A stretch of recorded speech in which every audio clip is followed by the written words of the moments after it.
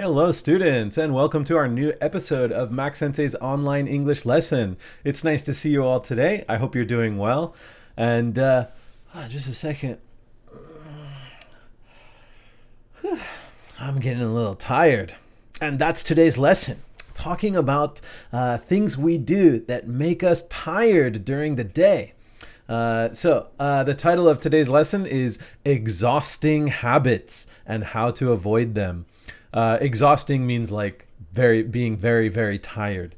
And there are things we do during the day, little things that start to pile up our tiredness. And by the end of the day, we can be super tired. But there are fixes, there are solutions to solve these problems. And that's what today's online lesson is about. So I hope you guys can enjoy it, and I hope there are some things and some useful advice for you guys to try and improve your energy levels. So let's get started, and I'm going to begin reading. It's always important to think about your mental health and well-being. On average, people start their day energized and with their brain at full power. But as the day goes on, the brain wears down, and the person gets tired or mentally exhausted. A psychiatrist in Texas says to imagine your energy is water in a cup that has a hole at the bottom. There are two ways to make sure the cup doesn't empty of water. You either pour more water in the cup or you do your best to cover the hole. There are a few activities that we do in our daily lives that might be making us mentally exhausted without us realizing it. In today's lesson, we are going to look at those habits that we may have and see what we can do to improve our energy throughout the day. The characteristic that all these activities have in common is their ability to make us excited or the ability to stay in our brain and give us a little bit of tension. Let's take a look at some of these habits and see what we can do to avoid them. The first thing a lot of people do is watch TV shows that are emotionally charged, which means the viewer is experiencing a lot of strong emotions while watching the show. These shows have a tendency to make us mentally exhausted because of something called trait identification. Trait identification is when you imagine yourself experiencing the same feelings and events as the character on the screen. If you are just watching an intense drama or thriller on TV, every once in a while, it shouldn't be a problem. But if you're watching multiple episodes a day or for many days in a row, it could build up stress in your brain, and that could make you exhausted. One interesting point that psychiatrists discovered is that both positive and negative emotions will build up mental fatigue in the brain. So if the show has very high tension, both positive or negative, it can still make you exhausted. The best solution to this problem is to control and be mindful of the content you're consuming. Watching entertaining TV and escaping into an interesting character on screen can be fun, but too much can make you feel a bit tired afterwards. The next two habits that many busy people have are a messy work environment and over planning. It is very easy for a workspace or a living space to become cluttered with items that don't belong there. According to psychiatrists, working in a cluttered environment will lead to more distractions, making it harder to focus on tasks. The tasks you do in a messy place will require more focus and attention, resulting in more energy drain. A good way to solve this problem is to take 10 minutes every day to clean up clutter in your living space and workspace. A bonus is to put on some calming music while you perform your cleanup duties. As for over planning, psychiatrists are saying that planning is healthy, but planning too far into the future can be a problem for your mental health. Overscheduling your planner will leave you with sorry, I made a mistake. I'm going to fix that in the article. So let me reread this. Overscheduling your planner will leave you with little free time or relaxing time and can give you anxiety about feeling overworked. A good thing to do is only plan the mandatory things and make sure to leave your schedule open for free time to relax and take life slow. There are many little ways to free up energy drain from our daily life. But the important thing is to try and find out what is causing the most stress and do your best to control and minimize it. You might be watching an exciting show that is causing you to become exhausted without realizing it. Or you might be living in a messy environment when a little cleanup will leave you feeling much better afterwards. No matter what you do, make sure to leave a little time for yourself to enjoy a peaceful and quiet moment. Your brain needs it. All right, that's all for reading. Let's look at the vocabulary for today's article, and then we can talk about the three exhausting points again. So the first word is psychiatrist. Let me bring up this. Yeah. First word is psychiatrist, and this means a doctor that specializes in the treatment of mental illness. So in this article, I talked about psychiatrists studying exhaustion a lot. So they specialize in the treatment of the mind and the behavior and how people are feeling. The word charged. Of course, when I say please charge your phone or charge some electronics, that means to get the battery up to full. But there's another definition, and recently this has become pretty famous. And charged means to be filled with excitement, emotion, or tension. In the article, we talk about TV shows that are emotionally charged. So this means like the TV show is giving us a lot of excitement, emotion, or tension. Okay, and then number 3 is mindful. To be mindful of something is to be conscious or aware of something. So think about it, reflect on it, analyze it. So be conscious or aware of something. In the article, it says to be mindful of the content you are consuming. So this means like make sure you're aware of the TV shows you're watching, and make sure you are aware and conscious of how those TV shows are affecting you. Some people watch TV, but they don't realize that it gives them a lot of stress or anxiety or excitement, and that can make people really tired. Okay, number 4 is the word cluttered, and I hope this is a new word for you guys because it's a useful word.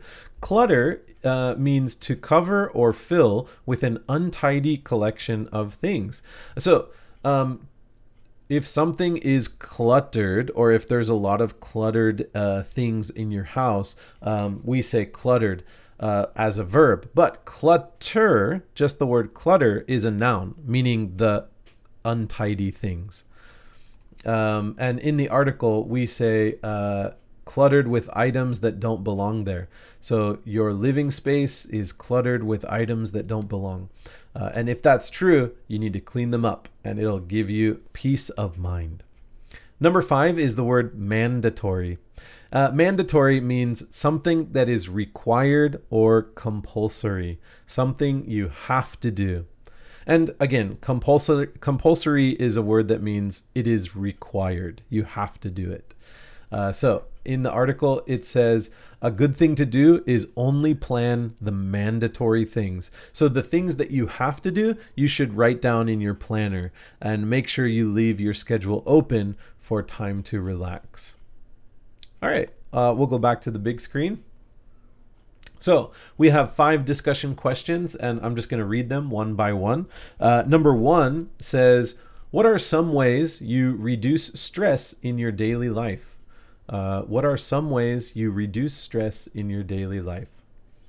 Number 2, do you do any of the bad habits talked about in the article? So we talked about 3 bad habits. One is the first one is watching TV shows that are emotionally charged. The next one is having a cluttered work or living space. And the third one is overscheduling your planner. I think many Japanese people are guilty of overscheduling. Okay. Number 3, question 3. Do you like to have a full schedule or an empty schedule if you have to choose? Do you want a full schedule or an empty schedule? And why do you choose that? Number 4, what activities do you like to do when you have free time in your schedule? Okay. So this means like you don't have a schedule, you have free time, there's an open space in the day. What do you like to do to fill that time? So just tell me about your free time activities. And number 5, what advice would you give to the younger generation on how to reduce stress? So I know that many of my students, many of my watchers, they have a lot of experience. They're above the current young generation. And so you have a lot of life experience. And the young generation, they're working hard or going to school or trying to get certificated, or they're trying to find a new job. Life is very busy. How would you tell them to relax? How would you tell them to calm down? Let me know. All right. So we finished our vocabulary and questions. And I just want to take 1 second to talk about those 3 sort of mentally exhausting points. Of course, I really like watching TV, and I especially like the TV shows that really make you think. So they are usually emotionally charged, and I think it does make me tired. When I finish watching a really long movie, especially, I'm really tired. So I like to watch movies at nighttime. So after I finish watching them, it's not so long before bedtime. I can relax, and then I could go to bed after an hour or so of watching a good movie. The other 2, cluttered, and actually, so for question number 2, question number 2, discussion question, do you do any of the bad habits talked about in the article? I think I'm guilty of having a cluttered work environment or cluttered living space. I love collecting toys and like posters. You can see up here, I have a lot of little toys on my bookshelf, a lot of books, and it can kind of build up and become cluttered. My wife doesn't like coming into my office because she's not like a cluttered type person. So I think maybe I need to make sure I can clean up my workspace, clean up my office space, and I hope that will give me more mental energy throughout the day. So I'll do my best with that one. And finally, overscheduling. So when I was looking at overscheduling, one thing I read was when you schedule something too far in the future, you always spend your time thinking about that event. And so psychiatrists said that if you spend all the time thinking about future schedules, you are never living in the present. So you're always worrying about the future, and you're not spending time in the present enjoying your current plan. And I noticed this. I had a friend in high school, and he would always be making plans for the future. And so he loved making plans for the weekend. And then when the weekend would arrive, he would have many things to do, which is very fun, many fun things to do. But during that time, he's still making plans for the future weekends. So he didn't enjoy the planning of that weekend. And this is something that the psychiatrists talk about. They said if you overschedule, you won't spend time now. You are only in your brain, you are only spending time in the future, which can be a problem and become exhausting.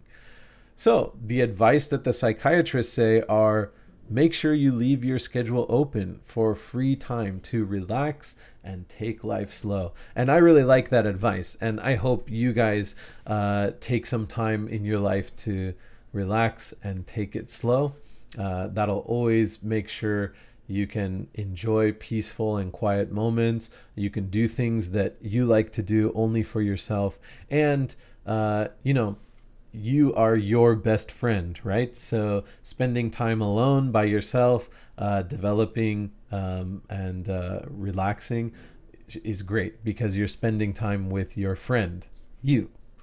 Okay, so that's all for today's class. I'm looking forward to your guys' answers and seeing what advice you would give younger generation on how to reduce their stress, and also what kind of things do you do in your life to reduce stress. So I'll see you guys next time. Thank you so much for watching. Goodbye, students.